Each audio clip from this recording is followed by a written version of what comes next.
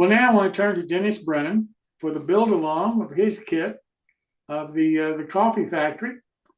Dennis, welcome. This is the Sanky Wanky Coffee Company. It's a tribute to Frank Ellison, and we've been building this for the past few weeks. For somebody who may just be tuning in, it's basically MDF and basswood. And that's about, that's the main components. There's some cardboard pieces in it for the roof. But otherwise it's MDF and basswood, couple styrene pieces for the stacks.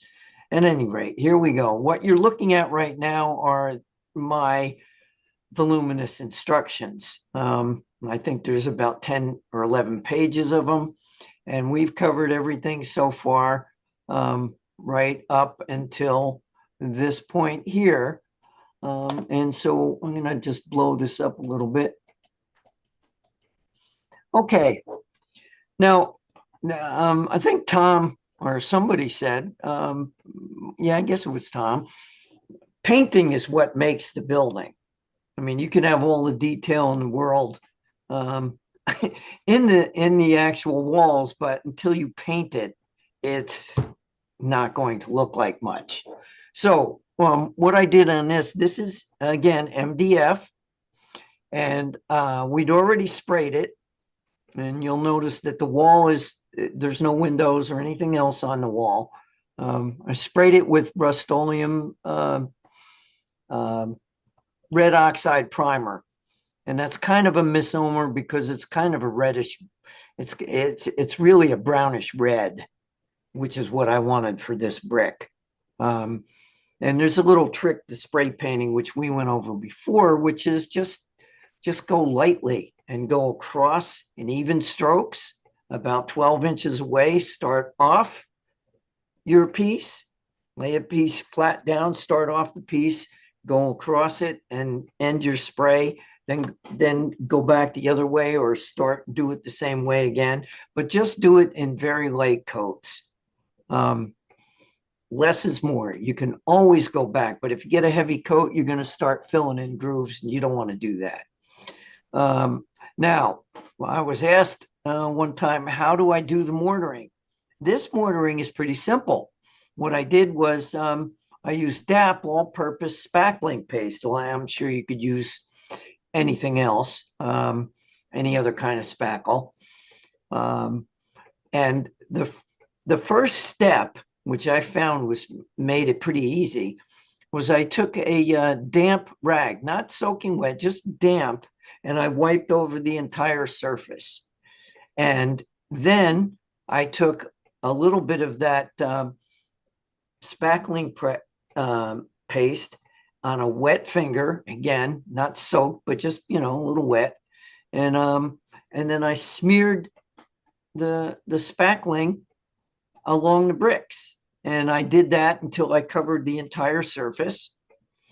And then I let it dry. That doesn't take very long.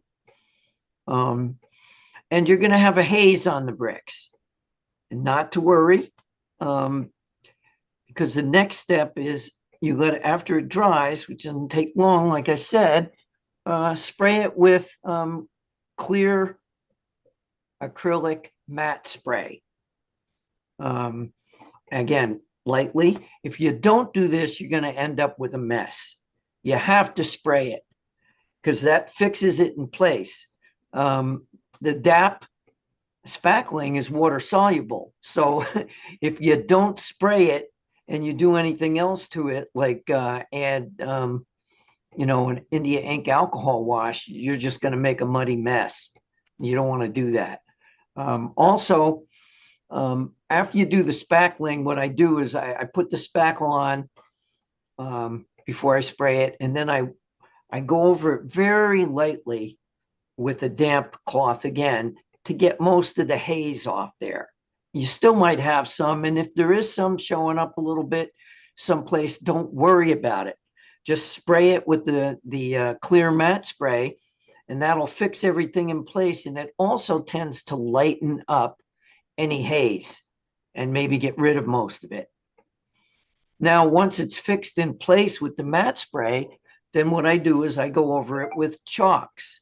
And you can see that I used a brown. I'm going to blow this up a little bit here. Let's see if we can just get this over. All right. I used a brown alpha color chalk. I sell these chalks too, but you can get them any art supply store. And black. And I use these are great. These little Q-tip things here. Your wife will know what they are. They're makeup applicators. They're cotton makeup applicators. It's a Q-tip basically. One end is pointed, the other end is flat, and you can find these in any makeup department in the drugstore or wherever makeup is. If you're married, ask your wife. She'll know exactly what I'm talking about. That's how I found them. My wife had them in the bathroom, and I just absconded with some, much to her dismay. At any rate, I just wipe it across the chalk, and the wide part is great for doing a swath, and the little pointy part is great for stroking down. And I did the same thing under each of the windows. And it's a matter of personal taste, how much weathering you want to do. I don't try to over weather. I like to do, that doesn't mean I don't ever weather something really, it's not to say that I don't really weather things. But if you make all your buildings overly weathered, there's no place for people to see any differences. So if some are lightly weathered and some are more weathered, that makes things much more interesting. So just something to keep in mind. The next step after you weather and you sprayed it is to add these soldiers. These are brick soldiers. They're individual strips, and they are sized to the windows and or to the windows and the doorways, and it's easy enough to figure out what those were. And on this one, this big window here, we use two side by side, the sills here and two soldiers. Now, you might think, well, why don't we just have one solid sill? Well, we didn't do it that way. We made them. These are exactly the same size as the ones for the single windows. And as a matter of fact, I went and did some research, and that's quite common as well on actual brick structures. I found a structure that actually had that on it, just like that. Okay, so the idea now, before we get to this, the idea is to do all your painting and weathering on a flat when the building is not together and the surface is when you can manipulate the wall individually. A lot easier to do, and of course, do it before the windows are in. That's common sense. You don't want to start spraying once you got the windows in there. That would be foolish. At any rate, we've already made the windows, and you can seal it the way the windows are. Once you stick the mullions and the glazing on, you peel off this 3M paper, and you simply just stick the windows in place on the backside. Easy peasy. There's really nothing to it. And then, so once you got all the windows in place, and you can do this one back trackside wall door. Once you got that one in place, and that's the same kind of thing, you peel off around the door, stick it in place. And there's a gasket with this, which helps set the door back so that you're not encroaching upon this little bit of brick reveal here. That just gives you a little more depth, and it's the way I like to do the buildings. Now, for squaring up buildings, this is something that I may have talked about before. You'll see this is a glass cutting board. And cutting boards are perfectly flat. Glass is flat, so it's a great surface to work on. Also, most glues will not stick to glass. So that's also a good idea to use it. And you can see what I've done is I've taped a carpenter square to the glass cutting board. And now I have a perfect right angle that I can put the building against. And so, and I also use these machine squares or angle blocks, whatever you want to call it. You can get those from Micro Mark and you can find them online. These are really great tools. They're perfect 90-degree angles, and they're heavy enough that you can hold the walls against the surface of the square. And that's what I do. And there's also right back here, here's a square and there's a square back here.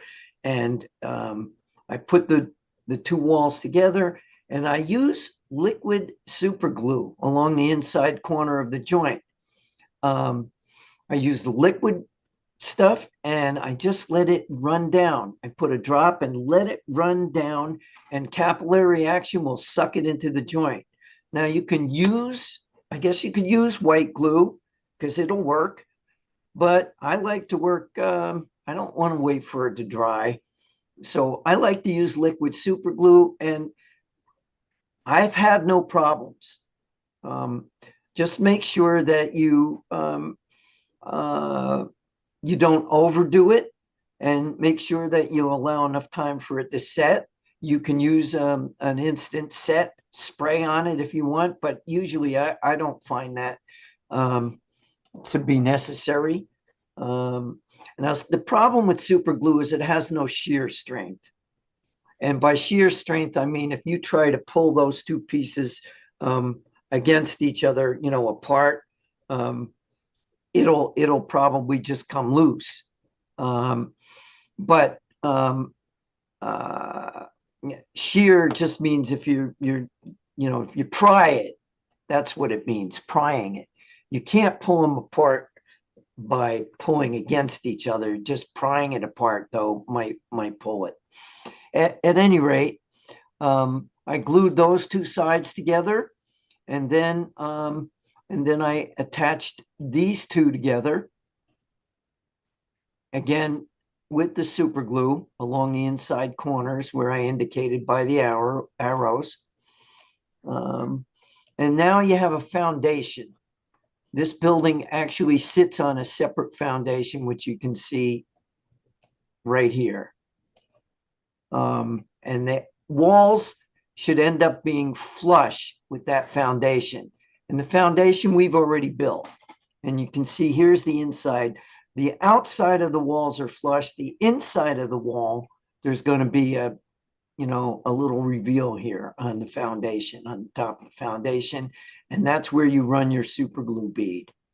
Now, if for some reason, usually this doesn't happen, hasn't happened to me, but for some reason, if you get too much glue and you need to remove some of it, acetone will remove super glue, or nail polish remover.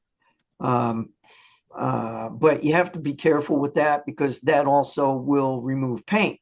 So, and you don't want to use acetone on plastic. But if you're doing plastic, you're using plastic cement, I would assume.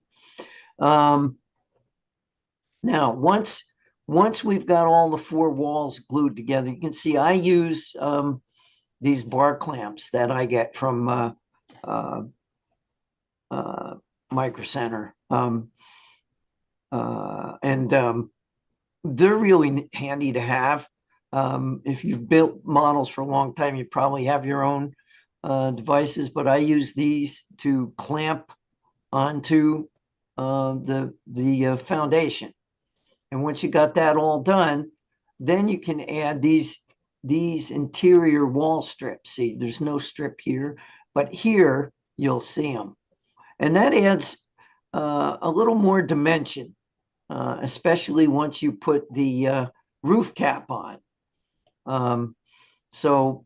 Let's see if we can find that. Let me zoom out here a little bit.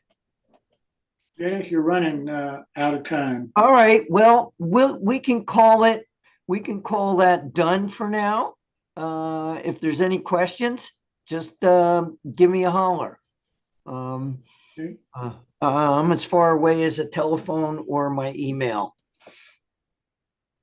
So you'll need one more, you think, to finish it? Yes, or- I'll need one more. We can do that Okay. next week if that's all right. Okay, fine. That sounds good. Anybody have any questions for Dennis? Dennis, thank you so much. We'll see you next week, sir. All right, thank you guys. Happy Thanksgiving to everybody, and we'll talk to you next week. Sounds good.